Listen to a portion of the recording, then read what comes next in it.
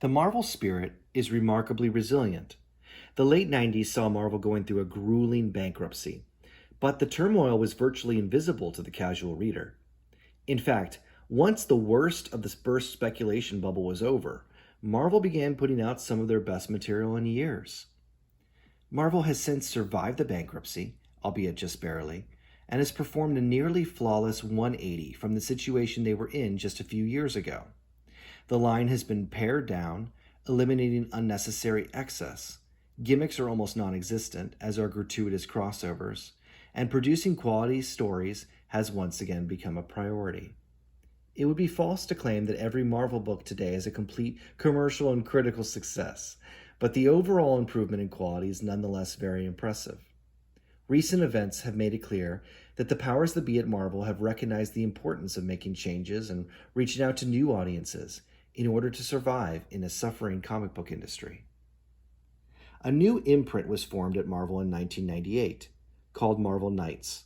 The idea behind the Knights project was to hire an outside studio to develop new spins on characters who had once been popular, but no longer had their own regular series, due to lagging sales or lack of reader interest after the overexposure of many characters during the early and mid-90s.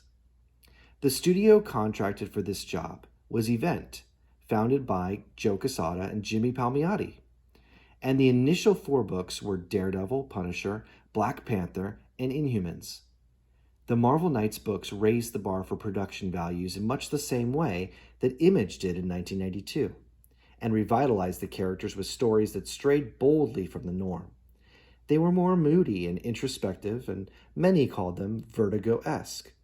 Part of the reason for this is that Event sought to procure writers from outside of mainstream comic books, or who otherwise had unique new perspectives on these characters. Among these was popular filmmaker Kevin Smith, who wrote the first new Daredevil storyline.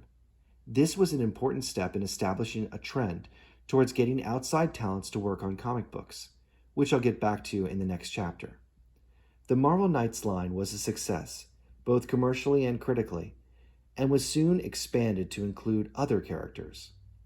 In addition to attracting talent from outside of comics, the Knights books brought in creators from the independent comics field, another trend that would pick up steam and help change the face of comic books.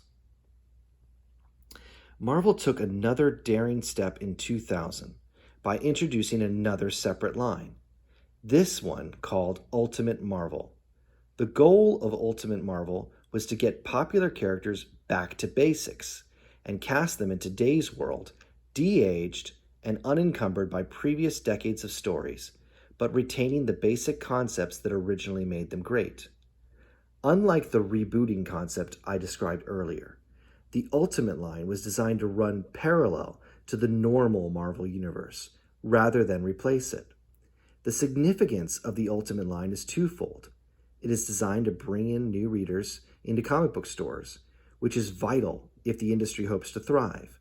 And the line puts emphasis on quality stories that can appeal to young readers as well as adults, much the same way the original Marvel comics of the 60s did. To ensure quality of their new line, Marvel again acquired a creator from the independent scene for the flagship Ultimate book, Ultimate Spider-Man.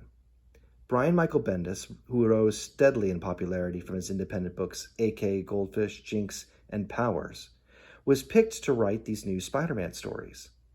Ultimate Spider-Man was a huge hit and was followed up with Ultimate X-Men and Ultimates, the ultimate version of the Avengers. As a whole, Ultimate Marvel provided an important niche for newer and younger readers who wanted to enjoy classic heroes without all the extra baggage of past stories, while maintaining the regular Marvel stories that hardcore fans had enjoyed all along.